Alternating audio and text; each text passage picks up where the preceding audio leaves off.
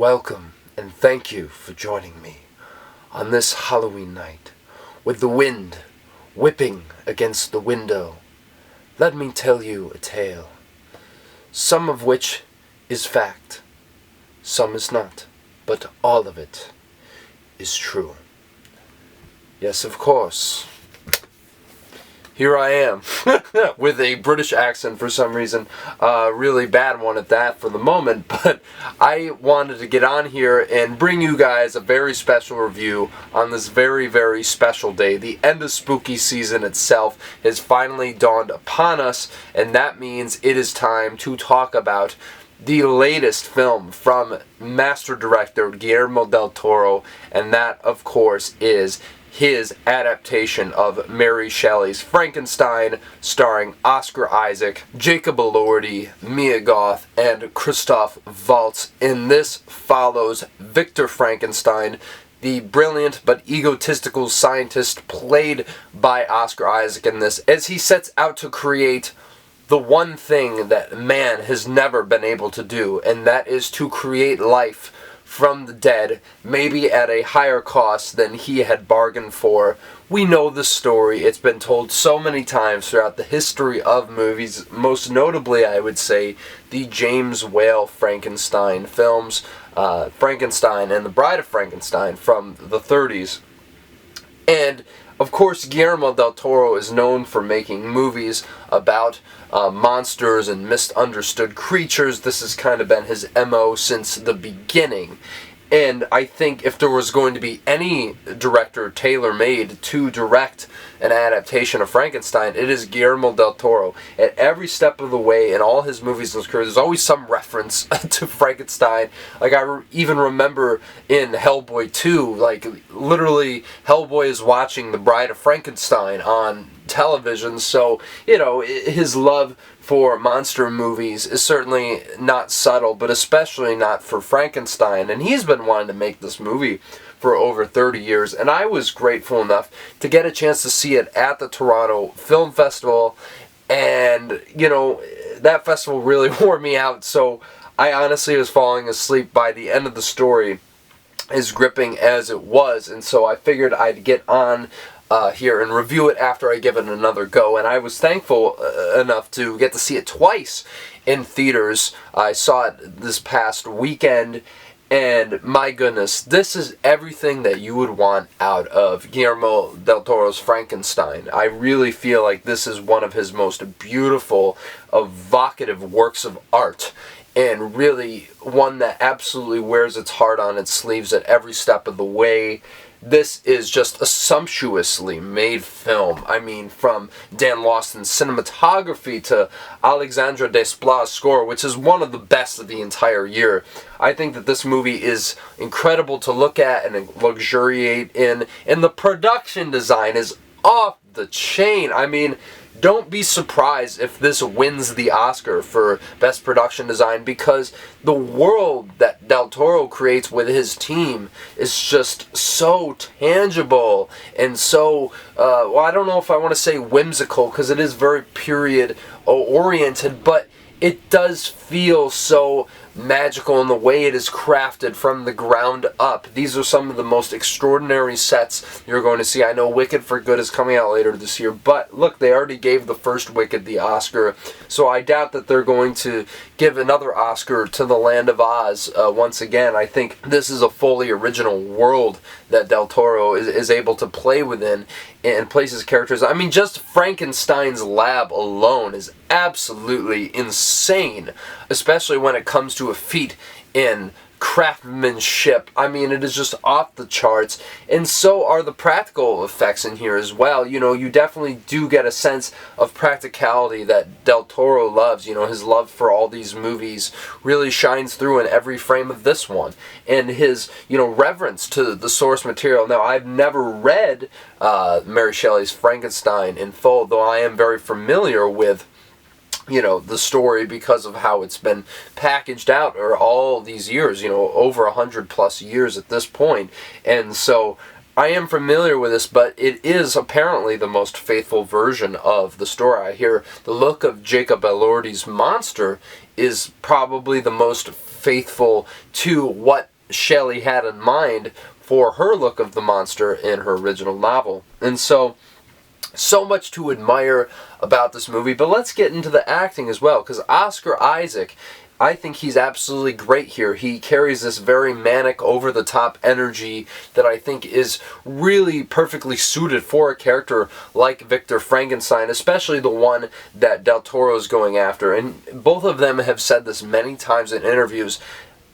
Frankenstein is someone who sees himself as an artist more than a scientist, and I think that definitely plays into his character. I think Oscar Isaac nails that perfectly, and just the swagger, the egoism, it's all on display in his performance, but he's able to, ratchet it up to levels that really make this character feel like he fits perfectly within this world, and I love what Oscar Isaac did in this.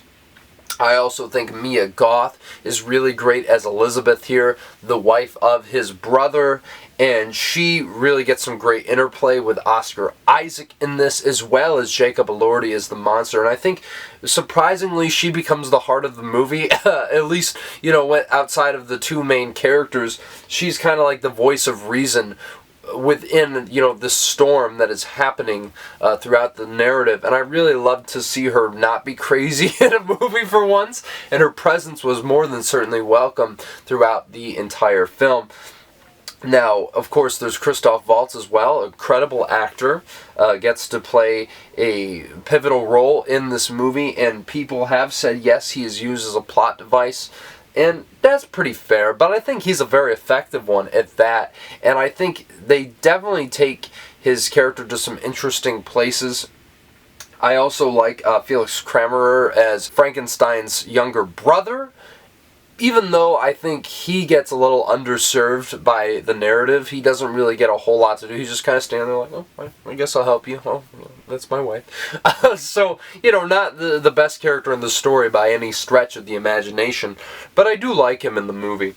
But let's be honest, I think the real standout here is Jacob Elordi as the monster. And to think that Andrew Garfield was going to play this role astounds me, because he ended up in After the Hunt, so I don't know. I mean, he's the best part about that movie, but still, I guess good for him. But what Elordi is able to do here is absolutely just unbelievably impressive. He completely disappears under all the makeup and prosthetics of this monster, but he's able to really bring so much curiosity, the wonderment of a child, but also so much depth and emotion and sincerity to this performance. And tragedy, I'd say, really, this is an unbelievable feat in acting, and I honestly think at this point that he should and will be nominated for Best Supporting Actor at the Oscars. This is his finest hour as an actor to date.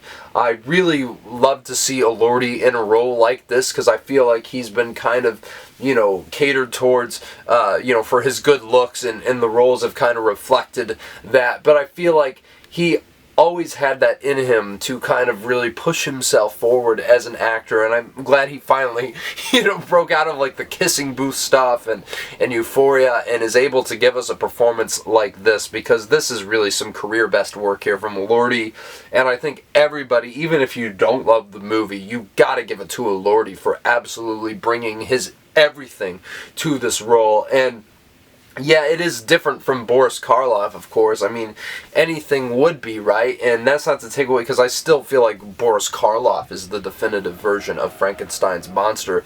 But I think character-wise, what Elordi brings to this might be the definitive version of this character. I really do think that it's just absolutely amazing what they do. And I love that the story in the first half is about Frankenstein, and the second half is from the monster's perspective, because in a sense you kind of get for the first half, like I alluded to earlier, not everything he says happened, but it's all true. Everything that he is feeling, he is telling in this story that he's weaving together, and kind of becomes an unreliable narrator.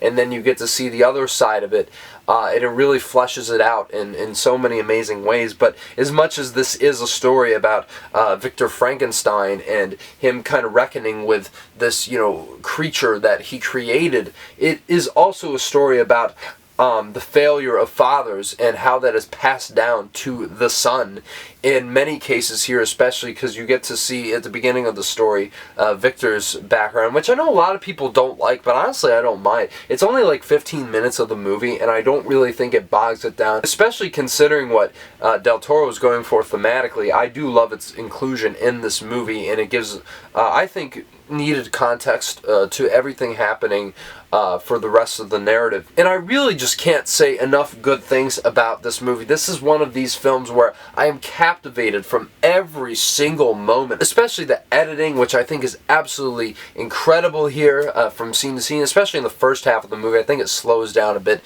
in the second half, which is, funnily enough, where the story gets even more interesting and gets taken to some really amazing emotional heights that I have never felt in a Frankenstein movie, not quite in this way. And so I really think that this is one of the most finely directed movies of the year. I would personally nominate Guillermo del Toro for Best Director at the Oscars, and even if this movie doesn't crack my top 10 list, I'm probably still going to feel that way, because it is just an epic vision. It's so sweeping in scope and its presentation, and I absolutely loved the filmmaking here. It's just par excellence, really, all across the board. I can't praise it enough. Though I will say I do have a few criticisms, like I already said about some of the characters. I also think some of the lines are on the nose, because this movie really lays out who the real monster in the story is. There's something along the lines of that, and I'm like, look, it worked well in Beauty and the Beast in like 1991, but I think we're kind of, familiar with that kind of line and beat at this point in time. I also think, as great as the practical effects are, there is some CG in this movie that almost feels like it is on par with the CGI in Wicked, which I suppose isn't necessarily terrible, but it is pretty distracting when it comes up, and you'll know what I mean if you've seen the movie and when you see it. It's just not the greatest, especially considering everything else is just, hitting such an exceptional level. The few things that don't quite reach that level definitely stand out a bit more. And some people have accused this movie of looking like a Netflix movie, like this kind of like gloss that a lot of these movies have. And I guess I could kind of see what they mean, but yet again, it's just so well made, and there's just so much thrown onto the screen that I think it really overcomes that by the end, because this is a movie that absolutely should be seen on the big screen. I feel bad for all you watching this who don't get to see it on the big screen, because it is just such a beautiful experience seeing it in all its glory in the way it was intended to be. I mean, I'm glad that Netflix didn't completely drop the ball on this one, and it seems like they've pushed it out to a lot of theaters. I mean, the one theater I saw it in, I wouldn't have expected them to get it. So, I mean, I guess I had to really go out of my way to see it, but at the same time, it's nice that it has been making the rounds. It's not just playing at Paris Theater in NYC or anything like that. This really is going to be their hedge fund for award season, the one to place your bets on, because this is just really taking off like a rocket. The user scores keep improving. Everything about this movie, it's getting a lot of acclaim, it's getting a lot of attention, especially for Elordi, who, like I said, will be nominated, I'm pretty sure, for Best Supporting Actor. And yeah, I mean, this is everything I think that you could want. I know not everybody's in, because it's 2.5 hours long, and yes, it does feel a bit long by the end.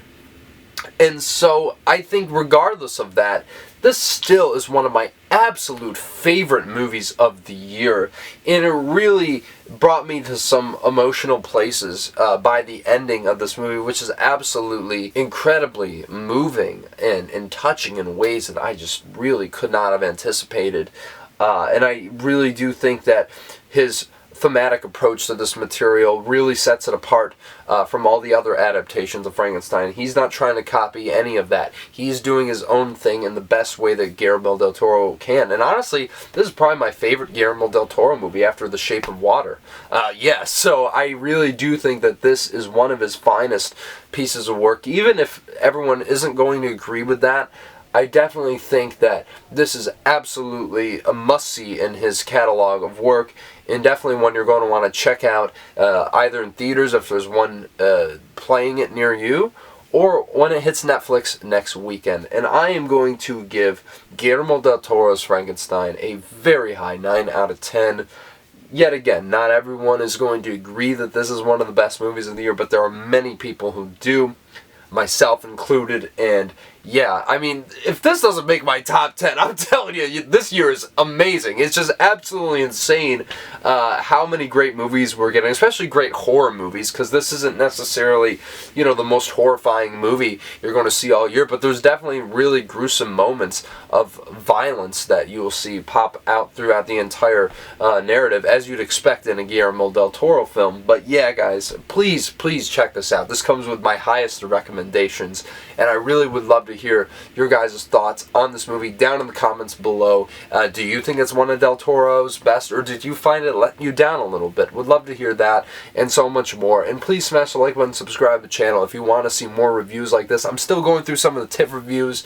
I will get some of the big movies out pretty early, but I gotta loop back around to some more Netflix movies, because you got The Perfect Stranger, you got Catherine Bigelow's House of Dynamite, you got Ballad of a Small Player, Edward Berger's latest movie, which is one of my most anticipated of the year.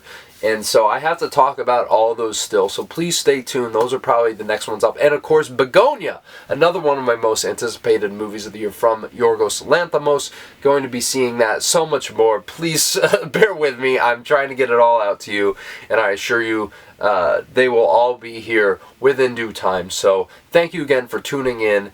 And please enjoy your Halloween night, whatever you're doing, if you're going out and in the safety of your own home. I hope you guys have a lovely day capping off spooky season. And until next video, I'll talk to you guys later.